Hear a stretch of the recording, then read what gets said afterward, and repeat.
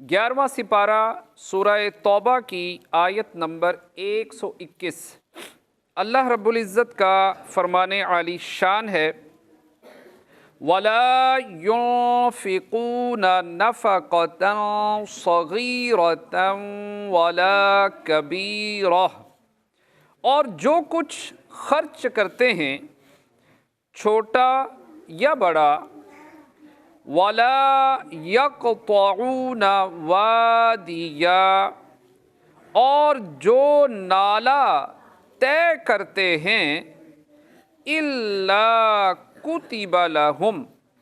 سب ان کے لیے لکھا جاتا ہے، لِيَجْزِيَهُمُ اللَّهُ أَحْسَنَ مَا كَانُوا يَعْمَلُونَ، تاکہ اللہ ان کے سب سے بہتر کاموں کا انہیں صلہ دے۔ آیت کا خلاصہ یہ ہے کہ جو کچھ تھوڑا، مثلاً ایک کھجور یا زیادہ وہ خرچ کرتے ہیں، جیسا کہ حضرت عثمان غنی رضی اللہ تعالی عنہ نے غزوہ تبوک میں خرچ کیا، اور اپنے سفر میں آنے اور جانے کے دوران جو وادی وہ طے کرتے ہیں تو ان کا راہ خدا میں خرچ کرنا اور وادیاں عبور کرنا سب ان کے لیے لکھا جاتا ہے، تاکہ اللہ تعالیٰ ان کے کاموں کا انہیں بدلہ عطا فرمائے۔ اس آیت سے جہاد کی فضیلت اور اس کا بہترین عمل ہونا ثابت ہوا۔ جہاد میں مال خرچ کرنے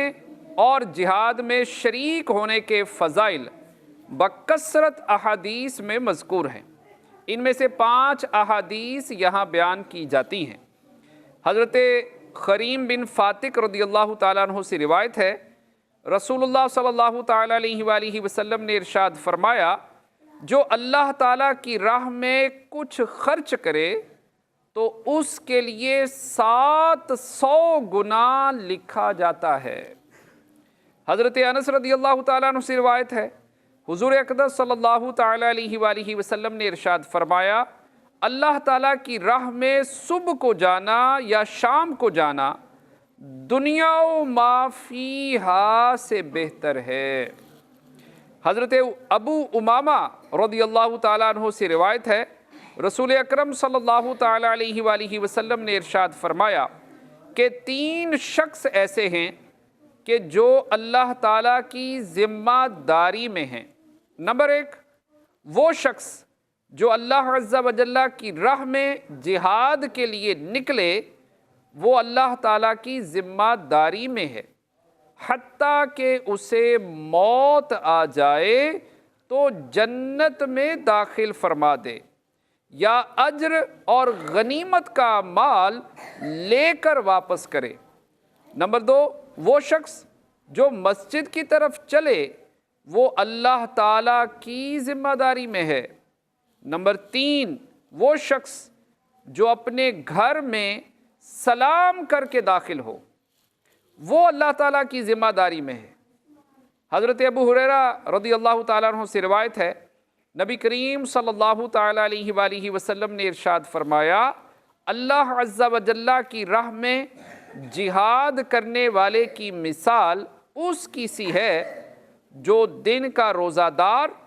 اور رات کو آیات الہی کی تلاوت کرنے والا ہو، نہ روزے سے تھکے نہ نماز سے، حتیٰ کہ اللہ تعالیٰ کی راہ کا مجاہد لوٹ آئے۔ نمبر 5، حضرت ابو مالک اشعری رضی اللہ تعالیٰ عنہ سے روایت ہے، فرماتے ہیں کہ میں نے رسول کریم صلی اللہ تعالیٰ علیہ وآلہ وسلم کو ارشاد فرماتے ہوئے سنا کہ جو اللہ تعالیٰ کی راہ میں گھر سے نکلا پھر قتل کیا گیا، یا اسے اس کے گھوڑے یا اونٹ نے کچل دیا، یا اسے زہریلے جانور نے ڈس لیا، یا اپنے بستر پر کسی سبب سے مر گیا جیسے اللہ تعالیٰ نے چاہا، تو وہ شہید ہے اور اس کے لیے جنت ہے۔ صلو علی الحبیب صلی اللہ تعالیٰ علی محمد صلی اللہ علیہ وسلم۔